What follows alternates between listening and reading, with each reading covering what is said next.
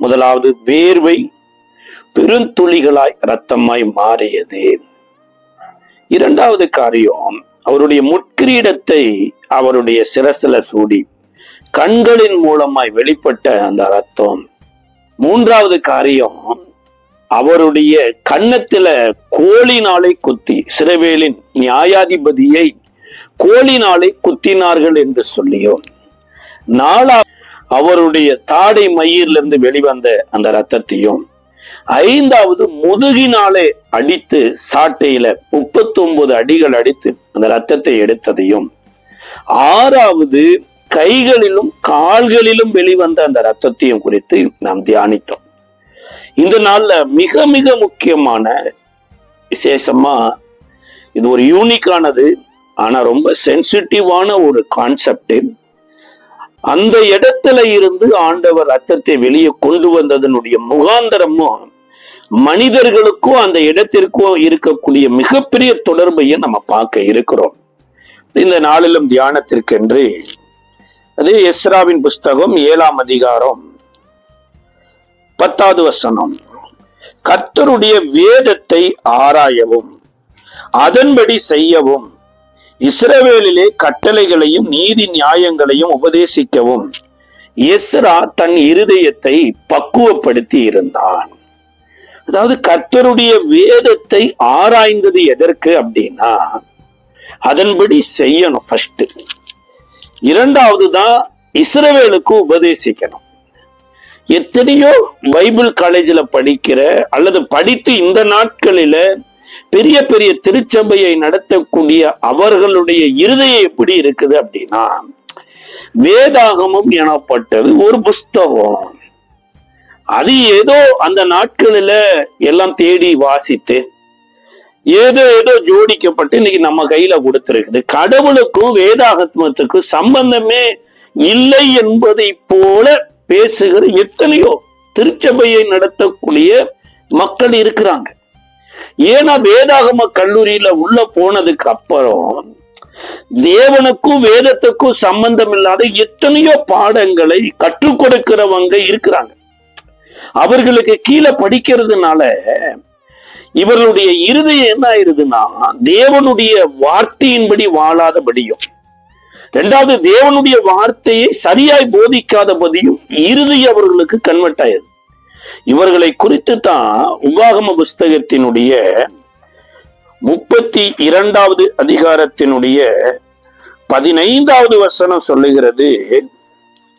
உபாகம புஸ்தகம் 32ஆம் அதிகாரத்தினுடைய 15வது வசனத்துல, யெசூரன் கொழுத்து போய் உதைத்தான், கொழுத்து ஸ்துளித்து நினந்துண்ணின போது தன்னை உண்டாக்கின தேவனை விட்டு தன் ரட்சிப்பின் கண்மலையை அசட்டை பண்ணினான். கொழுப்பு சில நேரம் பாருங்க உண்டாக்கினவரவே எட்டி உதைக்கிற நிலைமைக்கு போயிரும் பாருங்க. இந்த வேதாகமம் இல்ல, இந்த வேதாகமத்துல சொல்லப்பட்ட சத்தியம் இல்லைன்னா இவங்க நிக்கிற இடமே இல்லை. ஆனா இங்க சொல்லப்பட்டிருக்குது, அவர் கொழுத்து போய் உதைத்தான்னு சொல்லப்பட்டிருக்குது. அப்ப இன்னைக்கு எத்தனையோ பேருக்கு பைபிள் எனப்பட்டது ஏதோ ஒரு புஸ்தகம் மாதிரி மாறிட்டு வருது. ஆனா பஞ்சாப் மாநிலத்துல போய் பாருங்க, அவர்கள் ஒருவேளை அது ஒரு விதமான ட்ரெடிஷனலா இருந்தாலும், உன் தகப்பன் வீட்டை விட்டு விலகிறாத, உன் தகப்பனுடைய பூர்வ எல்லைக்குறியை மாற்றாதனெல்லாம் இருக்கு. அவங்க படிக்கிறது அல்லது பைபிளுக்கு கொடுக்கப்படுகிற ரெஸ்பெக்டே வித்தியாசங்க. அப்ப முதலாவது வசனத்துக்கு ரெஸ்பெக்ட் கொடுக்கணும்தான். அந்த வசனத்தை சுமக்கிற இந்த வேதாகமத்திற்கும் ஒரு ரெஸ்பெக்ட் கொடுத்தே ஆகணும். இன்னைக்கு எத்தனையோ பேருக்கு பெத்த தாயும் பொம்பளையாத்தான் தெரியுறாங்க, அவளும் ஒரு பெண் அப்படின்றாங்க. ஆனா கிடையாதுங்க, கருவுல சுமந்தாங்க, கருவுல நமக்காக இன்ப துன்பங்கள் அத்தனையும் அவங்க சகித்தாங்க. அந்த குழந்தை பிறப்பதற்காக தன்னுடைய சரீரத்தை கிழிக்கிறதற்கும் மரண அவஸ்தைக்குள்ளேயும் போனாங்க. அதே மாதிரிதாங்க இந்த வேதாகமம் இன்னைக்கு நம்ம கையில சாதாரணமா வரல. நம்ம எல்லா புஸ்தகத்தையும் போல இதை நம்ம பார்க்கவும் முடியாது. பார்த்தோம்னா அதை பாட்டுல நம்மள மாதிரி இழிவானவங்க யாருமே இருக்க முடியாது. இதற்காக ரத்தம் சிந்தினவங்க இருக்கிறாங்க. இதற்காக இரவும் போல உபவாசம் இருந்து ஜெபித்தவங்க இருக்கிறாங்க. அப்ப எஸ்ரா என்ன பண்றாருன்னா, ஃபர்ஸ்ட் இவர் இந்த வேத வசனத்தின்படி முதல்ல வாழணும். ஏன்னா பாபிலோன் தேசத்திற்கு தேவன் வித்து போட்டதற்கு காரணம் என்ன தெரியுங்களா? பாபிலோன் தேசத்துக்கு போற அளவுக்கு இருதய வேத வசனத்தை விட்டு விலகிருச்சு. கர்த்தருடைய வசனத்தை விட்டுட்டோம். ஆலயம் இருந்தது, ஆசாரியர்கள் இருந்தாங்க, அவர் கொடுத்த ஆடு மாடு கழுத குதிரை வயல் நிலம் வீடு வாசல் வெட்டாத கிணறு நட்டாத வயலு கட்டாத வீடு எல்லாமே இருந்தது. ஆனா எதுவுமே நம்மள பாபிலோனியர் கையில இருந்து காப்பாத்தல. அப்ப பாபிலோனியர் கையில நம்மளை வித்து போறதற்கு காரணம் என்னன்னா, நம்ம வேத வசனத்தை விட்டு விட்டோம் என்று அறிந்துதான் பாபிலோனிலிருந்து வந்தவன். பாபிலோன்ல சிறைப்பட்டு இருந்து இந்த எருசலேமின் வாழ்வுக்காக ஏங்கி கொண்டு இருந்த இந்த எஸ்ரா வந்துதான் தன்னுடைய இருதயத்தை பக்குவப்படுத்தினது. ஃபர்ஸ்ட், நான் யாரு எப்படியோ நான் இனிமேல் பட்டு பாபிலோன் தேசத்திற்கு ஜனங்கள் போவதற்கு நான் அனுமதிக்க மாட்டேன். இரண்டாவது, நானும் பாபிலோன் தேசத்திற்கு போக மாட்டேன். அப்ப போகாம இருக்கணுமா இருந்தா என்னுடைய இருதயம் எனப்பட்டது தேவனுடைய வசனத்துக்குள்ள பக்குவப்பட்டு இருக்க வேண்டும் என்று இருதயத்தை பக்குவப்படுத்தினாராம். அடுத்துதான் ஜனங்களுக்கு போதிக்க வேண்டும் என்று சொல்லி நீதி நியாயங்களை குறித்து தன்னுடைய இருதயத்தை ஆயத்தப்படுத்தினார். அப்ப இயேசு கிறிஸ்துவை அறிகிற ஒரு அறிவுதான் நித்திய ஜீவன் என்று சொல்லப்பட்டிருக்கிறது. இப்ப இயேசுவினுடைய கடைசி ரத்தம், யோவான் எழுதின சுவிசேஷ புஸ்தகத்தினுடைய 19வது அதிகாரத்துல இயேசுவோடு கூட 2 கள்ளர்கள் அறையப்பட்டிருக்கிறாங்க. ஒரு கள்ளன் நேரடியா இயேசுவினுடைய அந்த பாடு மரணங்களில அவருடைய அந்த ரிப்ளை, அவர் என்ன விதமா நடந்தாரோ அதை பார்த்து மனசுல குத்தப்பட்டு ரட்சிக்கப்பட்டு அதுல அங்க இருந்து இருதயத்திலிருந்து இயேசுவின் இடத்துல ஒரு வேண்டுதல் செய்றார். என்னன்னா, ஆண்டவரே உம்முடைய ராஜ்யத்தில் வரும்போது அடியேனை நினைத்து கொள்ளும் அப்படிங்கிறார். இயேசு சொல்றாங்க, இன்றைக்கே என்னோடு கூட பரதேசியில் இருப்பாய் அப்படிங்கிறார். இவர் ஒரு கள்ளன். இன்னொரு கள்ளனும் ரட்சிக்கப்பட்டார். அந்த கள்ளனுக்கு சிலுவை மரணம் என்று ஆயத்தமாய் இருந்தது. ஆனா இயேசுவின் மூலமாக அந்த மரணத்திலிருந்து அவர் தப்பிச்சிட்டார். அந்த கள்ளனுடைய பெயர் தான் பரபாஸ் என சொல்லப்பட்டிருக்கு.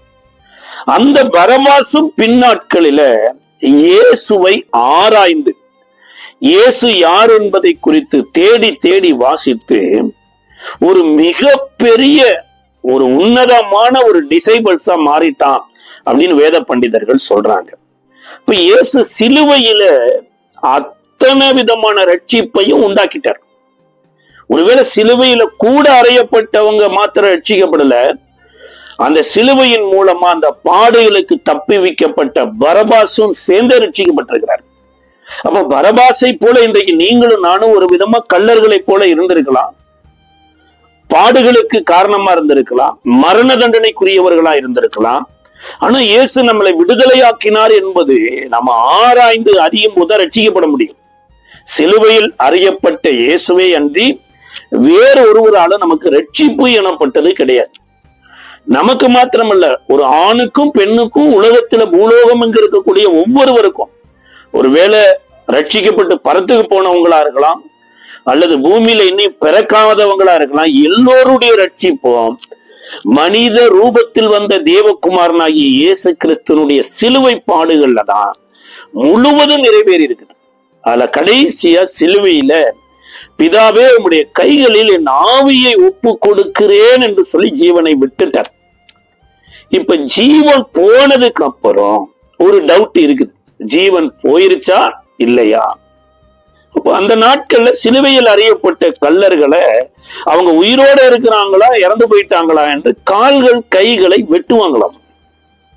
அதன் அடிப்படையில இயேசுவோடு கூட அறையப்பட்ட 2 கள்ளர்களுடைய கால்களை வெட்டுறாங்க. அவங்களிடத்துல ஒரு விதமான ஆக்ஷனும் இல்லை. இயேசுவையும் அதே விதமாய் வெட்டும்படியாய் வருகிறாங்க. ஆனா அந்த இடத்தில் ஏற்பட்ட நிலநடுக்கம் அவரை இயேசுவை காலை வெட்ட முடியாதபடி தடுக்குது. ஆனபோது அவர் இறந்துட்டார் என்கின்ற ஒரு அடையாளம் நமக்கு வேணும் என்பதற்காக அங்க இருந்த போர் சேவகரில் ஒருவன் ஒரு ஈட்டியை எடுத்து கொண்டு வந்து இயேசுவினுடைய விழாவில் குத்துனானாமா.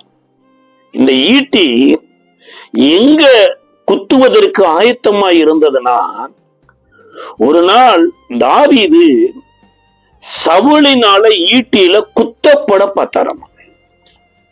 தாவீது கொன்றது 10,000, சவுல் கொன்றது 1000 என்று துதிபாடின போது சவுலுக்குள்ள இருந்த அசுத்தாவி தாவீதை கொலை செய்ய வேண்டும் என்று ஈட்டியை வீசின போது அந்த ஈட்டியில தாவீது காக்கப்பட்டார் என்று சொல்லப்பட்டிருக்குது. ஆனா தாவீது காக்கப்பட்டது மாத்திரம் இல்லைங்க, தாவீது மேல பாய வேண்டிய ஈட்டி அந்த நேரத்துல தேவகுமாரன் தன் மேல ஏற்றுக்கொண்டார் என்பதற்கு ஒப்பனையா சொல்லப்படுது. வேத பண்டிதர் சொல்றாங்க. அதே போலதான் இன்றைக்கு உங்க மேல என் மேல அசுத்தாவியில நிறைந்து உலக மனிதர்களா இருக்கலாம், பிசாசின் பிள்ளைகளா இருக்கலாம், ஈட்டி எடுத்து நம்ம மேல குத்தருக்கு வீசுகிற போது நம் காக்கப்படுகிறது எதனாலனா, இந்த ஈட்டியை இயேசு தன்னுடைய சரீரத்தில் வாங்கி கொள்ளுகிறார். இப்ப இயேசுவினுடைய சரீரத்தில் விழாவில ஈட்டி குத்தப்படுகிற அந்த குத்தின ஒரு போர் சேவகனுக்கு ஒரு கண் தெரியாதாமா, ஒரே ஒரு கண் தான் தெரியுமாமா. இந்த குத்தின போது அவருடைய விழாவில் இருந்து ரத்தமும் தண்ணீரும் வந்தது. அந்த ரத்தத்திலிருந்து வந்த அந்த தண்ணீர் அந்த போர் சேவகனுடைய கண்ணில் பட்டு அவனுடைய மறுகண்ணும் சீரா மாறிச்சாமா. அதான் குத்தினவர்களே அவரை நோக்கி பார்ப்பார்கள் என்ற வேத வாக்கியம் நிறைவேறத்தக்க அவனுடைய கண் ஆரோக்கியமாயிற்று. யோசிச்சு பாருங்க, இந்த உலகத்துல இயேசுவை போல ஒருவராலும் வாழவே முடியாது. அப்படி வாழணும்னு ஆசைப்பட்டோம்னா, காப்பி அடிக்கலாம்னா 100% இயேசுவை காப்பி அடிக்கலாம் சார். அவர் விழாவுல குத்துனா ரத்தமும் தண்ணி வருது, அந்த ரத்தம் கண் பார்வையை சரியாக்குதுன்னா இயேசு எவ்வளவு நல்லவர். அப்ப அவரை போல இன்றைக்கு நம்மளுடைய வாழ்க்கை மாறணும்னு ஏங்கணுங்க. அதைத்தான் இயேசுவும் விரும்புறார். என்னை விசுவாசிக்கிறவன் நான் செய்த கிரிகளை தானும் செய்வான், இதனும் மேலான காரியம் செய்வான்னா பேய ஓட்டுறது கிரியைகள் கிடையாதுங்க. தாவீது கூட பேய ஓட்டி இருக்கிறாரு. தாவீது பேய ஓட்டாமலா இருந்தாரு. அவர் கிண்ணறா வாசித்து கொண்டிருந்த போது சவுலுக்குள்ள இருக்கிற அசுத்தாவி போச்சு. இயேசுவை பின்பற்றாத எத்தனையோ பேர் பேய ஓட்டி இருக்கிறாங்க. இதை இயேசுவனுடைய சீசர்களே இயேசுவின் இடத்துல சொல்லி இருக்கிறாங்க. மரித்தோரை எழுப்பின காரியங்களா இருக்கலாம், வியாதியஸ்தரை சுகமாக்கின காரியங்களா இருக்கலாம். எலிசா மரித்தோரை எழுப்பலையா? எலியா மரித்தோரை எழுப்பலையா? வியாதியஸ்தர்களுக்காக எத்தனையோ பேர் இன்றைக்கு கூட எத்தனையோ காரியங்கள் செய்யறாங்க. ஆனா ஒன்று, இயேசுவை கிரிகைகளை மிக மிக முக்கியமானது என்னன்னா, தன்னை குத்தினவனும் சுகமானான் பாருங்க, நோக்கி பார்க்க வைத்தார் பாருங்க. அதுபோல நம்மளை துன்பப்படுத்துகிற சத்துருவும் நம்ம மூலமாக தேவனை அறிந்து கொள்ளணும், நன்மை பெற்றுக் கொள்ள வேண்டும் என்று சொல்லி நம்ம இருதய வாஞ்சிக்கணும். அப்ப இயேசுவினுடைய விழாவிலிருந்து குத்தும் போது ரத்தமும் தண்ணீரும் வந்தது. அதுக்கு மேல அவருடைய சரீரத்துல வேற எந்த இடத்துலயும் ரத்தமே இல்லை. கடைசி சொட்டு ரத்தம் விழாவில இருந்து வருது. அந்த விழா எலும்பு சில இடங்களில சில பேருக்கு தான் அபூர்வமா இருக்குமாமா. சில பெண்களுக்கு எக்ஸ்ட்ரா சில விழா எலும்புகள்லாம் இருக்குன்னு சொல்றாங்க. பட் எனிவே, ஆனா இயேசுவினுடைய விழா எலும்ப மார்க் பண்ணி குத்துனாங்க. அங்க குத்தி இயேசு உயிரோட இருக்கிறாரா இல்லையா என்று அறிய வேண்டிய அவசியம் என்ன அப்படின்னா, ஆதியாம புஸ்தகத்தினுடைய 2வது அதிகாரத்துல முதல் மனுஷனுக்கு தேவன் அயர்ந்த நித்திரையை வரப்பண்ணி அவன் விழா எலும்புகளிலிருந்து ஒன்றை எடுத்து அதை மனுஷியாக சிருஷ்டித்து மனுஷனிடத்தில் கொண்டு வந்த போதுதான் முதல் மனுஷன் அந்த மனுஷியை பார்த்து, இவள் என் மாம்சத்தின் மாம்சமும் என் எலும்பின் எலும்பும் நாங்க. அப்ப மனுஷி யார் அப்படின்னா, விழாவில் இருந்து எடுக்கப்பட்ட விழா எலும்பு. இப்ப மனுஷன் யார் அப்படின்னா, தேவனாலே சிருஷ்டிக்கப்பட்ட ஒரு மனிதன். இப்ப இயேசுவினுடைய கடைசி சொட்டு ரத்தம் எங்க வருதுன்னா விழாவில் இருந்து வருது. சரி, இயேசுவினுடைய முதல் ரத்தம் எங்க வந்தது? எல்லாம் சொல்லுவாங்க, அவர் கெத்செமனே தோட்டத்துல வியாகுலப்பட்டு ஜெபம் பண்ணினாரு, வேர்வையின் பெருந்துளியாய் ரத்தமாய் வந்ததுன்னு. கிடையாதுங்க. அவருடைய முதல் ரத்தம் எங்க வந்தது அப்படின்னு லூக்கா எழுதின சுவிசேஷ புஸ்தகத்தினுடைய 2வது அதிகாரத்தின் 22வது வசனம் சொல்லுகிறது. லூக்கா 1வது அதிகாரத்தினுடைய 59வது வசனத்தையும் வாசிச்சுட்டு 22, 22 வாசிக்கிறோம். 1:59 8ஆம் நாளிலே பிள்ளைக்கு விருத்த சேதனம் பண்ணும்படி அவர்கள் வந்து அதன் தகப்பனுடைய நாமத்தின்படி அதற்கு சகரியா என்று பெயரிட போனார்கள். அப்பொழுது அதன் தாய், அப்படி அல்ல, அதற்கு யோவான் என்று பெயரிட வேண்டும் என்றாள். இயேசுவுக்கு வழிகாட்டின யோவான் சாணகனுடைய பெயர் சர்னேம் எப்படின்னா, அவங்க அப்பா பேரு சகரியா. அப்ப சகரியா என்று பெயர் வைத்து அதோடு கூட இன்னொரு பேரை வைப்பாங்க. இந்திய தேசத்துல கூட சர்மா அப்படிங்கிற ஒரு பேர் இருக்குமானா, சர்மாங்கிறது சர்னேம், அவங்க பெயர் வேற பேரா இருக்கும் பாருங்க. போல சில பேருக்கு பால் அப்படின்னு வரும். பால் அப்படிங்கிறது சர்னேம், ஆனா அவங்க பேரு வேறையா இருக்கும். அது தலைமுறை தலைமுறைக்கு சர்னேம் தான். அதன் அடிப்படையில இங்க யூதர்களுடைய சர்னேம் எனப்பட்டது சகரியா. அப்ப சகரியான்னு வைக்க போகிற போது இங்க சகரியா கிடையாது, யோவான்னு அவங்க அம்மா சொல்றாங்க. இதுக்கப்புறம் அவர் எழுதி கொடுக்கிறாரு, யோவான்னு பேர் வைக்கப்படுது. அப்ப விருத்த சேதனம் பண்ணுகிற 8ஆம் நாளில் இந்த பெயர் வைக்கப்பட்டது. அதே மாதிரி இங்க இயேசுவுக்கு நடக்கிறது. 2ஆம் அதிகாரம் 22வது வசனத்துல 21 வாசிக்கலாம். பிள்ளைக்கு விருத்த சேதனம் பண்ண வேண்டிய 8ஆம் நாளில் அது கற்பத்திலே உட்புகுவதற்கு முன்னே தேவதூதனால் சொல்லப்பட்டபடியே அதற்கு இயேசு என்று பெயரிட்டார்கள். மோசேயின் நியாயப்பிரமாணத்தின்படியே அவர்களுடைய சுத்திகரிப்பின் நாட்கள் நிறைவேறின. முதற் பேரான அந்த ஆண் பிள்ளையை கர்த்தருக்கு பரிசுத்தம் எனப்படும் என்று கர்த்தருடைய நியாயப்பிரமாணத்தில் எழுதியிருக்கிறபடியே அவரை கர்த்தருக்கென்று ஒப்பு கொடுக்கவும், கர்த்தருடைய நியாயப்பிரமாணத்தின் சொல்லியபடியே ஒரு ஜோடு காட்டு புறாவையாவது 2 புறா குஞ்சுகளையாவது பலியாக செலுத்தவும் அவரை எருசலேமுக்கு கொண்டு போனார்கள். வேதவசனம் சொல்லுகிறது, இயேசு என்று பெயரிடும் போது இயேசுவுக்கும் விருத்த சேதனம் எனப்பட்டது நடக்குது. அப்ப இயேசுவினுடைய முதல் ரத்தம் எங்க வருதுன்னா விருத்த சேதனத்துல வருது. கடைசி ரத்தம் எங்க வருதுன்னா விலா எலும்புல வருது. அப்ப விருத்த சேதனத்திற்கும் விலா எலும்புக்கும் இந்த உலகத்துல மனுஷர் மனுஷிக்கும் மிகப்பெரிய தொடர்பு இருக்குதுங்க. ஒரு ஆணு உறுப்புல இருந்துதான் விந்தணு எனப்பட்டது ஒரு பெண்ணுக்குள்ளேயே போகுது. இந்த பெண் ஒருவேளை ஏஜ் அட்டன் பண்ணிட்டாங்க அப்படிங்கிறதற்கு அதே பெண் உறுப்புல இருந்துதான் ரத்தமே வருது. இப்போ ஒரு ஆண் உறுப்புக்கும் பெண் உறுப்புக்கும் இடையில ஒரு ரத்த சம்பந்தப்பட்ட ஒரு காரியத்தை தேவன் மனித இனத்துக்குள்ளே ஏற்படுத்துறார். இது மிகப்பெரிய ஒரு சென்சிட்டிவான டாபிக். பட் ஆனா இது கட்டாயம் வேதத்துல எழுதப்பட்டிருக்கிறபடினால, இது தேவனுடைய சம்பந்தப்பட்டு இருக்கிறபடினால, இது நீங்களும் நானும் கட்டாயம் அறிகிற போதுதான் தேவன் மனிதன் மேல் வைத்திருக்கிற அன்பு எவ்வளவு பெரியது என்பதை குறித்து நாம் அறிந்து கொள்ள முடியும். இப்ப முதலாவது காரியம் விருத்த சேதனம் எனப்பட்டது இயேசுவுக்கு ஏன் நிறைவேறினதுங்கிறத காட்டிலும் இயேசுவோடு கூட இயேசுவின் பிள்ளைகளுக்கு விருத்த சேதனம் நிறுத்தப்படுகிறது. நம்ம விருத்த சேதனம் பண்ணினாலும் ஒண்ணு, பண்ணாட்டியும் ஒண்ணு, அந்த லிஸ்டுக்கு போகுது.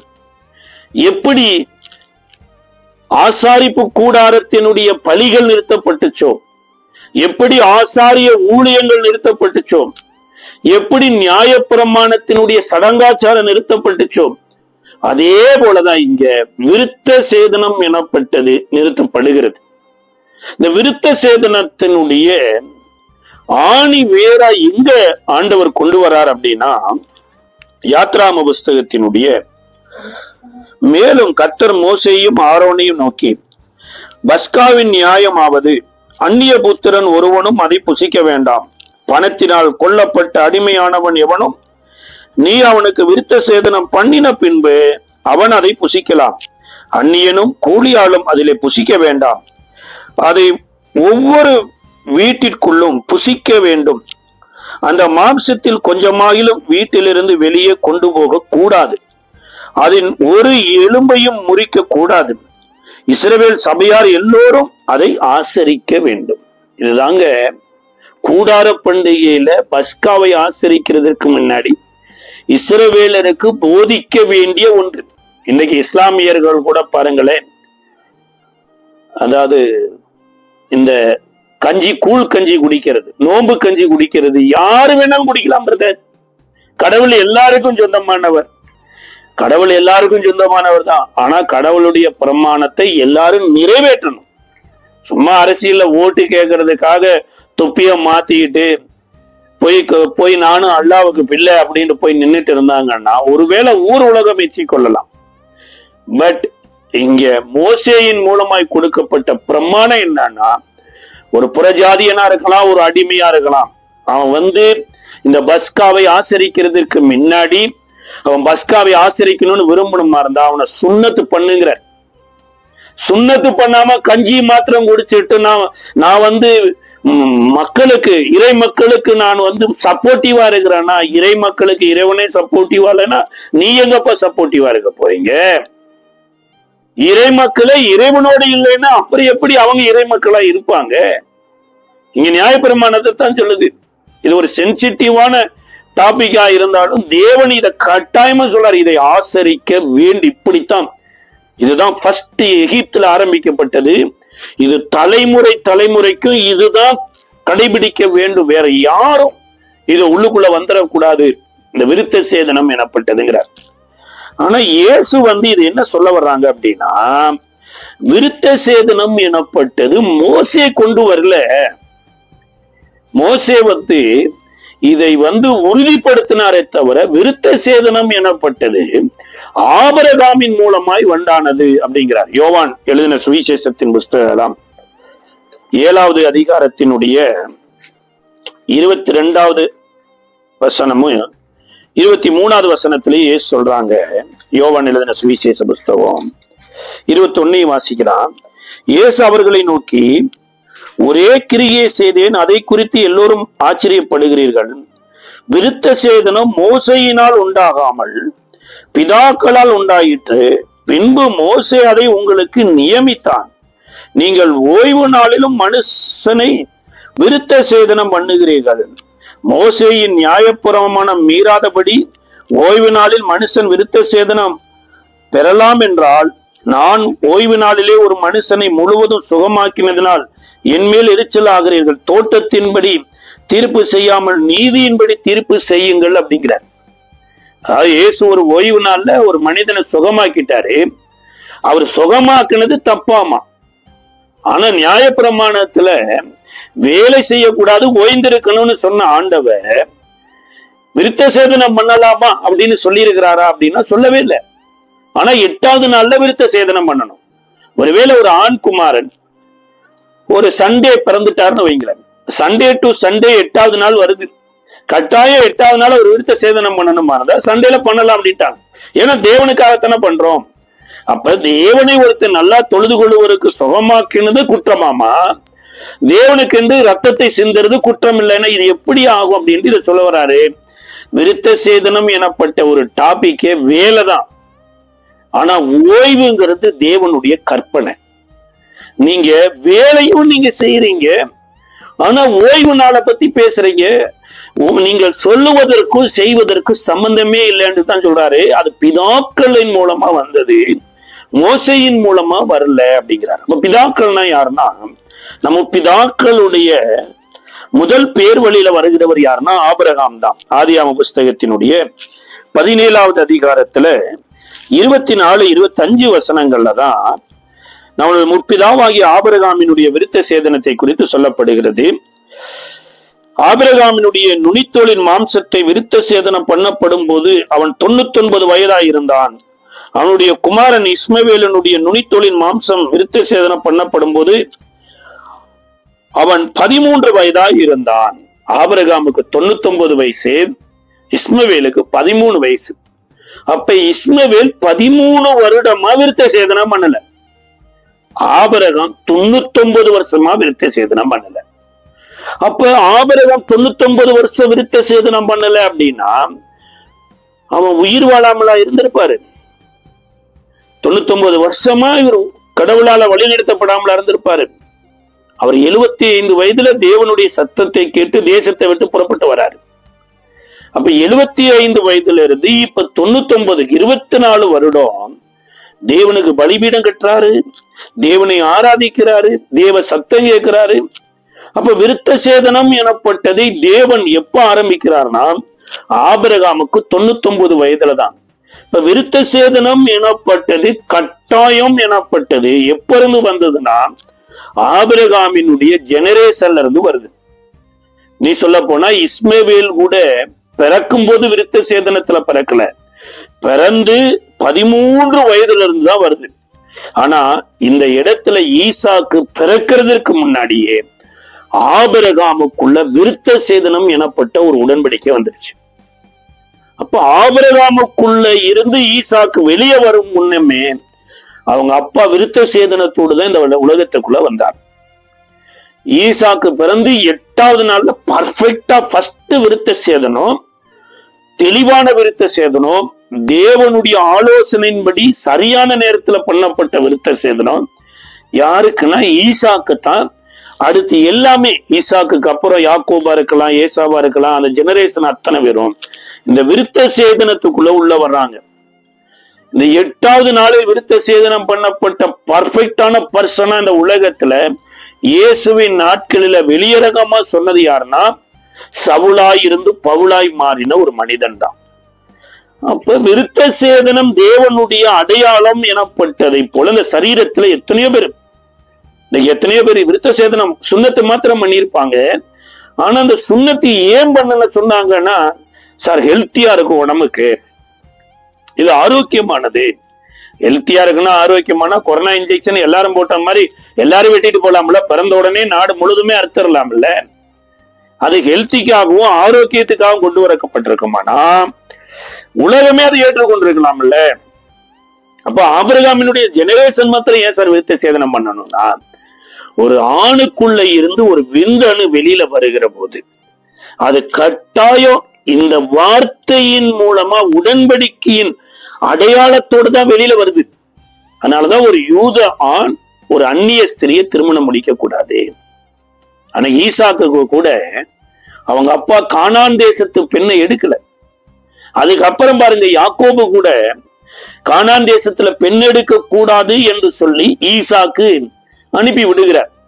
அப்ப விருத்த சேதனம் இல்லாத மக்களோடு கூட நம்மளுடைய வாழ்க்கை இருக்குமானா அது ஒரு ஆசீர்வாதமா இருக்காது என்பதை போல இங்க சொல்லப்படுகிறது. ஆனா மிக மிக முக்கியமானது இந்த விந்தணுங்கிறது கர்த்தருடைய கத்தியில வார்த்தை என்னும் பட்டயத்தில இருந்து வெளியில வருது. அப்போ ஒரு பெண்ணுக்குள்ளேயும் இந்த உடன்படிக்கை இருக்குது. ஒரு இஸ்ரவேல்ல ஒரு ஆபிரகாமின் சந்ததியில வந்த ஒரு விந்தில இருந்து வெளிப்பட்ட அந்த பெண்ணுக்குள்ளேயும் இருதய விருத்த சேதனம் எனப்பட்டது இருக்குது. ஆனா விருத்த சேதனம் எனப்பட்டது ஆணுக்கு மாத்திரம்தான் என்பதை போல அநேகர் பின்பற்ற ஆரம்பிச்சதுனால பெண்ணுக்கு விருத்த சேதனம் எனப்பட்ட அடையாளமே இல்லை. முதல் ரத்தம் இயேசுவுக்கு விருத்த சேதனத்துல வருது, கடைசி ரத்தம் விழாவில இருந்து வருதுன்னா அப்ப மனிதனே இனி என்ன பண்ண வேண்டியதில்லை, ரத்தம் சிந்த வேண்டியதில்லை. மனுஷியே நீயும் ரத்தம் சிந்த வேண்டியதில்லை. மனுஷிக்காக நான் என்ன பண்ணுகிறேன், விழாவில ரத்தத்தை சிந்துகிறேன் அப்படிங்கிறார். அப்ப இந்த ரத்தத்தோடு மனுஷியினுடைய ரத்தத்தோடு வேற எங்கேயாவது தொடர்பு இருக்குதா அப்படின்னா வேதவசனம் ஒரு பெண்ணினுடைய பெரும்பாட்டை குறித்து 4 சுவிசேஷத்துல மிக மிக முக்கியமா 3 சுவிசேஷத்துல அதிகமா வலியுறுத்துறாங்க. அதுல மத்தேயு எழுதின சுவிசேஷம் 9ஆம் அதிகாரம் 10வது வசனத்திலையும், மார்க் எழுதின சுவிசேஷ புஸ்தகம் 5ஆம் அதிகாரம் 25வது வசனத்திலையும், லூக்கா 8ஆம் அதிகாரம் 44வது வசனத்திலையும் சொல்றாங்க. இந்த அம்மா யாரு அப்படின்னாங்கன்னா ஏரோதுனுடைய மனைவி என்று வேத பண்டிதர்கள் சொல்றாங்க. ஏரோது யாருன்னா அந்த நாட்கள்ல இஸ்ரவேலை ஆட்சி செய்து கொண்டிருந்த ஒரு அதிபதி. பிலாத்து ரோமர்கள் காலத்துல யூதேயாவில இருக்கிறார். அப்ப இஸ்ரவேலனுடைய அதிபதியினுடைய மனைவிக்கு பெரும்பாடு உள்ள ஒரு ப்ராப்ளம். கிட்டத்தட்ட ஒரு நாள் இல்ல 2 நாள் இல்ல 12 வருட பெரும்பாடு. இந்த 12 வருட பெரும்பாட்டினால இந்த அம்மாவுக்கு என்னென்னலாம் நடந்தது அப்படின்னு மத்தேயு ஒரு சாதாரணமா சொல்லிட்டாரு. ஆனா மார்க் அதை கொஞ்சம் நல்லா விளக்குறார். மார்க் ஓரளவுக்கு விளக்கி, ஆனா லூக்கா அதை ரொம்ப விளக்குறார். ஏன்னா அவர் ஒரு டாக்டரா இருக்கிறதுனால. மார்க் எழுதின சுவிசேஷ புஸ்தகத்தினுடைய 5ஆம் அதிகாரம் 26வது வசனம் சொல்லுகிறது, அநேக வைத்தியர்களால் மிகவும் வருத்தப்பட்டு தனக்கு உண்டானவைகளை எல்லாம் செலவழித்தும் சற்றாகிலும் குணமடையாமல் அதிக வருத்தப்படுகிற பொழுது. அப்ப இந்த வருத்தம் எனப்பட்டது பெண்ணினத்திற்கு தேவன் கொடுக்கவே கிடையாது. நீங்க படைக்கப்பட்ட போது பாருங்க, ஒரு மிகப்பெரிய ஒரு ஆபரேஷனை மனுஷனுக்கு பண்றார். அவனுக்கு அயர்ந்த நித்திரையை வரப்பண்ணித்தான் இந்த அம்மாவினுடைய விலா எலும்பையே எடுக்கிறார். இந்த மேஜர் ஆபரேஷன் மனுஷனுக்கு பண்ணுகிற போது ஒருவேளை ஏதேன் தோட்டத்துல ரத்தம் சிந்திருக்கலாம் மனுஷன். ஆனா அந்த எலும்பு எடுக்கப்படுகிற போது அவருக்கு எந்த விதமான ஒரு உணர்வுமே இல்லை. சொல்ல போனா சுகமா தூங்கிட்டு இருந்த போதுதான் எடுத்தார். இப்ப இந்த அம்மாவுக்கு எடுத்ததுக்கு அப்புறம் இந்த அம்மாவை மனுஷியா செய்து இப்ப மனுஷனிடத்துல கொண்டு வருகிற போது மனுஷன் அந்த அம்மாவை பார்த்து என்ன சொல்றாருன்னா, இவர் என் மாம்சத்தின் மாம்சமும் என் எலும்பின் எலும்பும் அப்படிங்கிறார். ஆனா எப்ப நீ வருத்தப்படுவ வேதனைப்படுவன்னு ஆண்டவர் மனுஷிக்கு ஒரு தண்டனையை கொடுக்கிறாருன்னா, அதே ஆதியாம புஸ்தகம் 3வது அதிகாரத்துலதான் சாத்தானுடைய சத்தத்தை கேட்டு தேவன் விலக்கின விருட்சத்தின் கனியை புசித்ததுக்கு அப்புறம்தான் ஆண்டவர் மனுஷிக்கு 3 விதமான தண்டனையில கொடுக்கிறார். முதலாவது தண்டனை, நீ சர்ப்பத்தின் சத்தத்திற்கு செவி கொடுத்தபடியினால மரண அவஸ்தைப்பட்டு பிள்ளை பெறுவாய். உன் ஆசை உன் புருஷனை பற்றி இருக்கும், அவன் உன்னை ஆண்டு கொள்வான். அப்போ ஒரு பெண்ணு கர்ப்பவதி ஆகிற போதுதாங்க இந்த மாதவிடாய் எனப்பட்டது ஸ்டாப் ஆகுது. இந்த உதிரப்போக்கு நின்று கிட்டத்தட்ட 9 மாதங்கள் இந்த உதிரப்போக்கு நிக்கிற போது அந்த 9வது மாதம் நிறைவேறுகிற போதுதான் பனிக்குடம் எனப்பட்டது உடையுமாம்.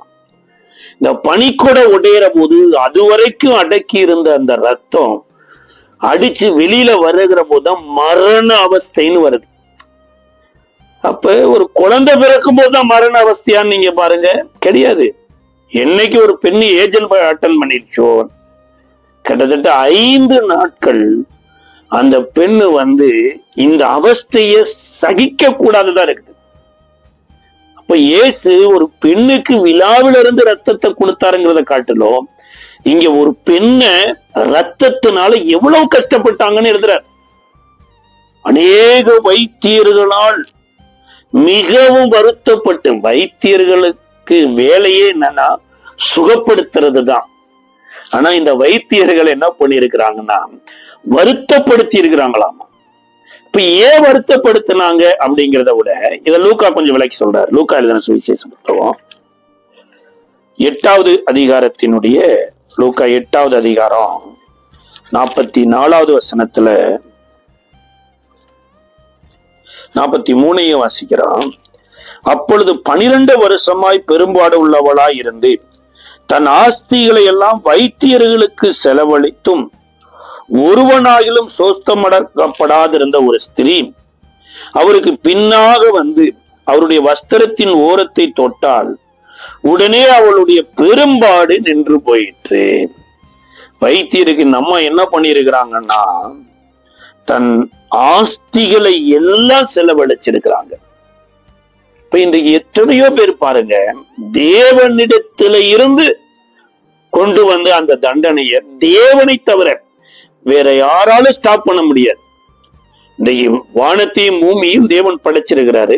இந்த வானத்துக்கு பூமிக்கு கீழே நாம மாத்திரம் இல்ல, நமக்கு முன்னாடி நம்மளுடைய பெற்றோர் இருந்தாங்க, நம்மளுடைய பெற்றோருக்கு முன்னாடி பெற்றோர் இருந்தாங்க, மூதாட்டியர்கள் இருந்தாங்க, முற்பிதாக்கள் இருந்தாங்க, இயேசு வந்தாங்க, இயேசுவுக்கு முன்னாடி இப்படி பல காலங்கள் மனிதர்கள் இருந்தாங்க. ஒரு மனிதனாலையும் ஒரு நாள் ஒரு பொழுதும் சூரியனையும் அழிக்க முடியல, சந்திரனையும் அழிக்க முடியல, நட்சத்திரங்களை அழிக்க முடியல. இதை பார்க்கத்தான் முடிஞ்சதே தவிர இதை எடுக்க முடியல. ஆனா தேவன் படைத்ததை ஒரு நாள் தேவன் எடுப்பாராம். அதே மாதிரிதான் இங்க விருத்த சேதனம் எனப்பட்டது ஆபிரகாமுக்கு கொடுக்கப்பட்டது.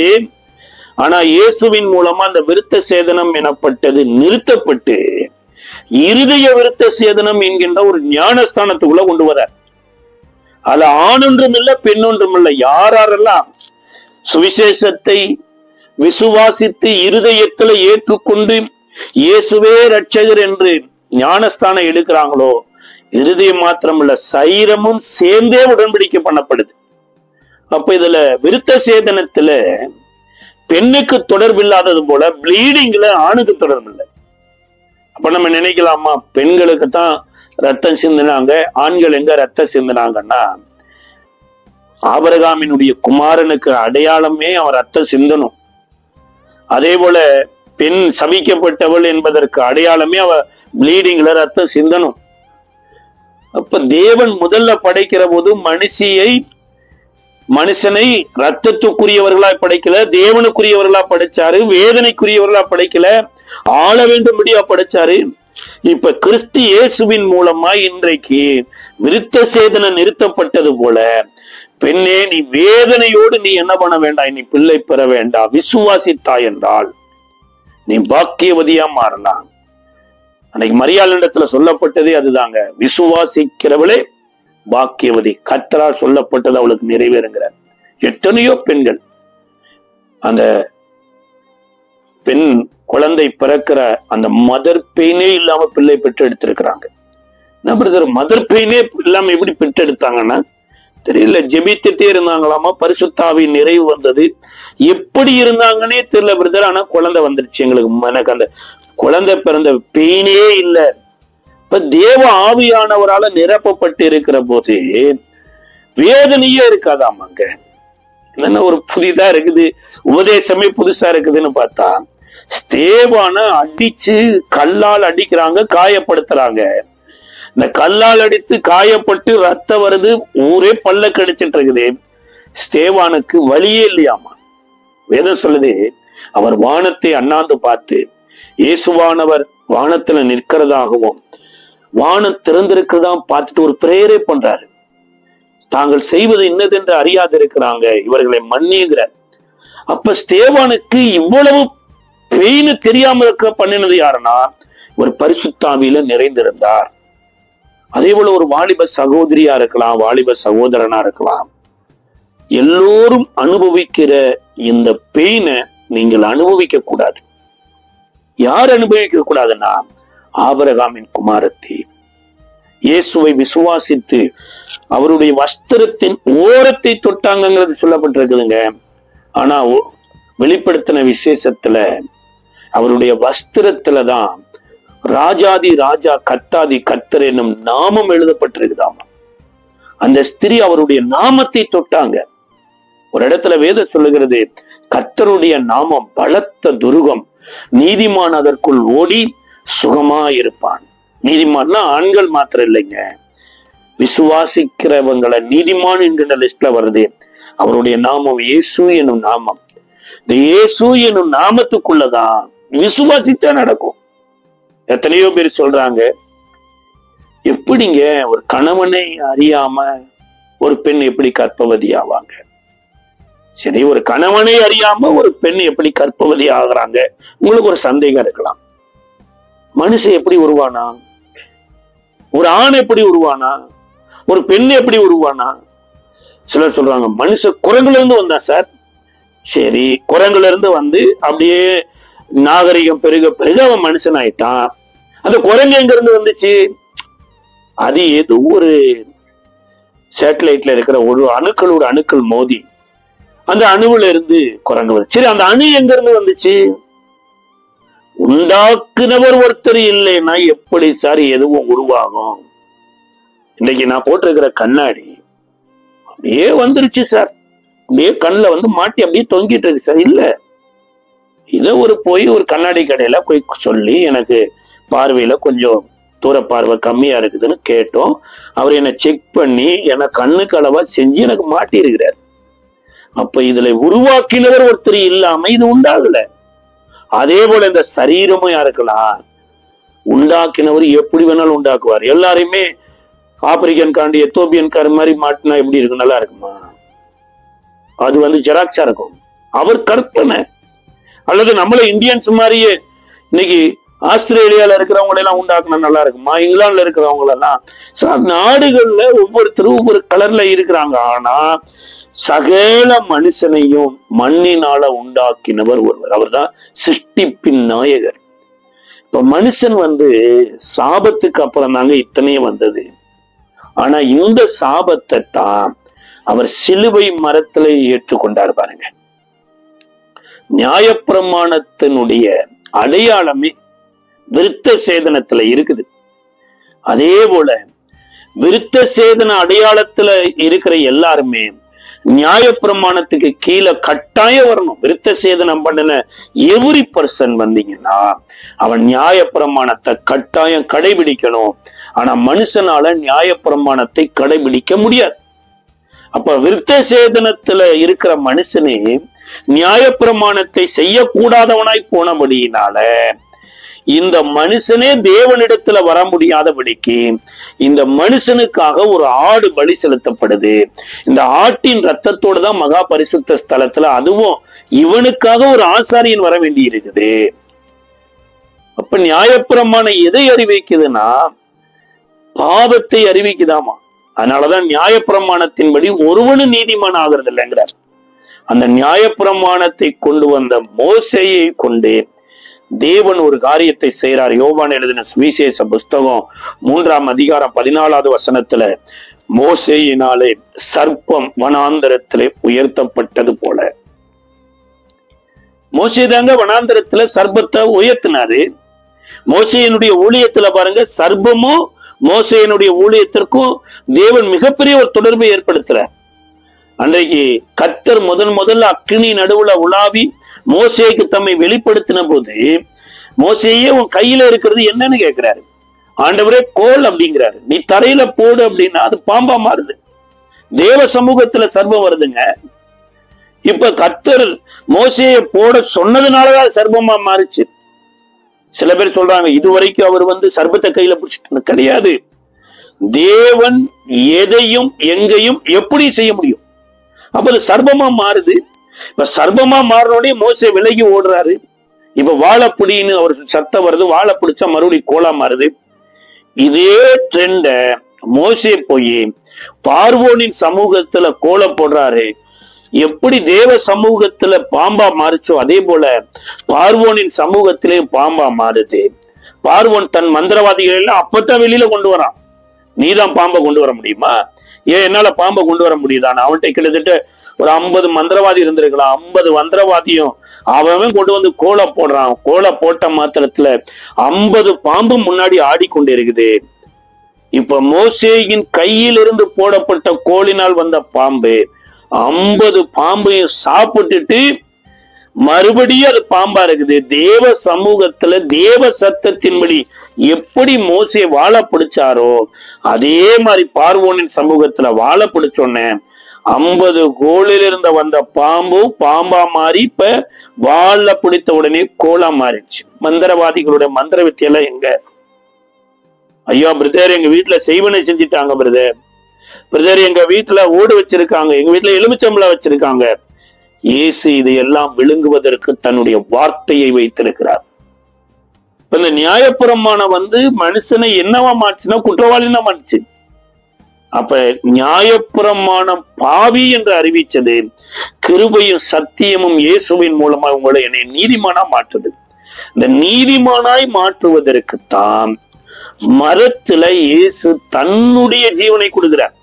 மனிதனுடைய வாழ்க்கையிலங்க மரமும் ஜீவனும், மரமும் தேவனும், மரமும் மனிதனும் ஒன்றோடு ஒன்று இசைந்து போய்கொண்டே இருக்கிறாங்க.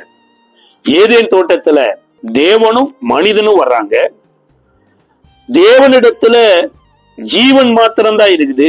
அந்த ஜீவன் மனுஷனுக்குள்ள இருக்குது. ஆனா மனுஷன் ஜீவனுக்குரியவனாகவே தான் இருக்கணும்னு விரும்பிதான் சகல விருட்சத்தின் கனியை விளை வைக்கிறாரு. அந்த விருட்சங்களுக்கு மத்தியில நன்மை தீமை அறியத்தக்க விருட்சத்தையும் விளைய வைத்து இப்ப மரத்தை காண்பிக்கிறார். சகல விருட்சத்தின் கனியும் புசிக்கலாம், ஆனால் நன்மை தீமை அறியத்தக்க விருட்சத்தின் கனியை புசிக்கும் போது நீ சாகவே சாவாங்கிறார். அப்ப மரத்துக்குள்ள ஜீவனும் இருக்குது, மரணமும் இருக்குது. இந்த மனிதன் ஜீவனுக்குரியவனா இருக்கணுமா இருந்தா தேவன் விளக்கின விருட்சத்தின் கனியை புசிக்க கூடாது. இதே அடிப்படையில வருது. ஆனா சர்ப்பம் சாத்தானுக்கு வெப்பனா மாறினதுனால, சாத்தானுடைய சத்தத்தை கேட்டு மனுஷனுக்கு உபதேசிச்சதுனால, மனுஷிய அதை கேட்டு கனியை புசிச்ச உடனேயே ஜீவனுக்குரிய மனிதன் இன்றைக்கு மரணத்துக்குரிய மனிதனா போயிட்டான். அப்போ ஒரு மரம் எனப்பட்டது மனிதனை மரணத்துக்குள்ள கொண்டு போயிருச்சுங்கிறத காட்டிலும் சர்பந்தாங்க சாத்தானுடைய வெப்பனா இருந்து மனிதனை மரத்தின் கனியை புசிக்க வைத்தது. ஆனா இந்த மோசே இந்த சர்பத்தையே தேவ சத்தத்தின்படி வனாந்தரத்துல தூக்கிட்டார். கர்த்தருடைய அப்பத்தையும் கர்த்தருடைய நடத்துதலையும் அவர்கள் அற்பமா நினைச்சதுனால வீடுகளுக்குள்ள தேவன் கொள்ளிவாய் சர்ப்பங்களை அனுப்புறாரு. அநேகர் கொள்ளிவாய் சர்ப்பங்களினால மரித்து கொண்டிருக்கிறனால ஜனங்கள் போய் மன்றாடுறாங்க. அப்பதான் கர்த்தர் ஒரு வெண்கல சர்ப்பத்தை ஒரு மரத்துல உயர்த்தி வைங்கிறாரு. இப்ப மோசேயின் மூலமாய் சர்ப்பம் வனாந்தரத்துல உயர்த்தப்பட்டது. அப்போ மரமும் மரணமும் அப்படியே வருது. அதே போல நோவா காலத்துல பாருங்க, தேவன் கொப்பேர் மரத்தினால ஒரு பேழையை செய்யுங்கிறாரு. அந்த பேழைக்குள்ள உள்ள போயிட்டா ஜீவன் வந்துடும். ஆனா அந்த பேழை விட்டு வெளியில இருக்கிறவங்களுக்கு மரணம் எனப்பட்டது வரப்போகுது. அதை அறியாத மக்கள், புறஜாதியர்கள் கடவுளுடைய வசனத்தை கேலி கிண்டல் செய்து கிட்டத்தட்ட 400 வருடம் நீதியை பிரசங்கித்த நோவா என்று சொல்லப்பட்டிருக்குது. ஒருத்தரும் ரட்சிக்கப்படல. நாளொன்று வந்தது, கர்த்தர் நோவாவினுடைய வேலையின் கதவை மூடினாரு. ஜலப்பிரவாகத்துல எல்லாரும் வாரிக்கொண்டு போகப்பட்டாங்க. அதே மாதிரிதான் இப்ப இந்த ஆசாரிப்பு கூடாரமும் வருது. இந்த ஆசாரிப்பு கூடாரத்துக்குள்ள உள்ள போகணும் இருந்தா அதற்கு ஆட்டினுடைய ரத்தம் சிந்தப்படணும். அந்த ஆட்டினுடைய ரத்தத்தோடு தான் ஆசாரியன் தேவ சமூகத்துக்கு வரணும். ரத்தத்துல ஜீவன் இருக்குது. இந்த ஜீவன் தான் அந்த ஆசாரியனை காப்பாத்துது. இந்த ஆட்டின் ரத்தம் இல்லாம பெலிஸ்திய தேசத்துல இருந்த இந்த உடன்படிக்கை பெட்டி பெலிஸ்திய தேசத்துல ஏகப்பட்ட மரணத்தை கொண்டு வந்துருச்சு. அநேகருக்கு மூளை வியாதியை கொண்டு வந்துருச்சு. இதற்கப்புறம் உடன்படிக்கை பெட்டி யோசுவாவின் களத்துல வருது. அதை எட்டி பார்த்தவங்க அத்தனை பேர் செத்தாங்க. பின்னாட்கள்ல அபினதாப்பின் வீட்டிலிருந்து எருசலேமுக்கு கொண்டு வரப்படுகிற போது அங்க வேத வசனம் சொல்லுகிறது, தாவீது ஊசாவையும் அபினதாப்பையும் வழிநடத்தும்படியா வர்றாரு. ஊசா துணிந்து போய் பெட்டியின் இடமா கையை நீட்டுறாரு. கர்த்தர் அங்க அவனை அடிக்கிறாரு. அங்கேயே செத்து போயிட்டாரு.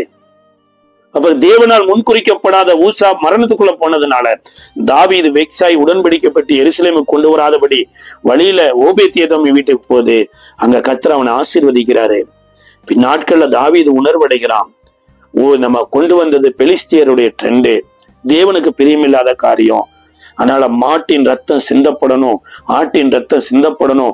தேவனால் முன்குறிக்கப்பட்ட ஆசாரிகள் தான் உடன்படிக்கப்பட்டிய சுமக்கணும்னு எல்லாவற்றையும் வேத வசனத்தின்படி நடத்தி ஆடி பாடி எருசலேமுக்கு கொண்டு வந்தார். அப்ப இந்த மரத்தில் செய்யப்பட்ட உடன்படிக்கை பெட்டிக்கும் மரணத்துக்கும் தேவனுக்கும் மனிதனுக்கும் தொடர்பு இருக்குது.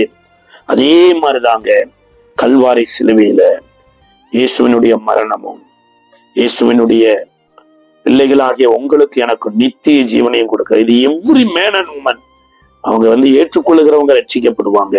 அதனாலதான் பவுல் ஒரு இடத்துல எழுதுறாரு, சிலுவையில் அறையப்பட்ட இயேசுவை அன்றி வேறொன்றையும் குறித்து நான் உங்களிடத்தில் பிரசங்கியே. அப்ப விழாவிலிருந்து அவருடைய ரத்தமும் தண்ணீரும் வந்ததுன்னா முதல் மனுஷிக்கு பேரே கிடையாது. அந்த மனுஷிக்கு பேரு மனுஷிதான். முதல் மனுஷனுக்கு பேரு கிடையாது. அந்த மனுஷனுக்கு பேரு மனுஷன்தான். ஆனா இன்றைக்கு பாவம் வந்ததோ ஏவாள்னு பேர் இருந்தது, பல பேர்கள் வந்துருச்சுங்க. இன்றைக்கு தேவனுடைய பார்வையில இயேசுவே தன்னை மனுஷகுமாரன் என்று சொல்லுகிறார். அப்ப நீங்களும் நானும் மனுஷனும் மனுஷியுமா இருக்கணுமா இருந்தா மனுஷகுமாரனுடைய அந்த ரத்தம் நமக்காக பூமியில சிந்தப்பட்டு இருக்குது. அதனாலதான் ஒரு இடத்துல 1 யோவான் 1:7 சொல்றாரு, இயேசு கிறிஸ்துவனுடைய ரத்தம் நம்மை சகல பாவங்களில் நீக்கி நம்மை சுத்திகரிக்குதுங்கிறார்.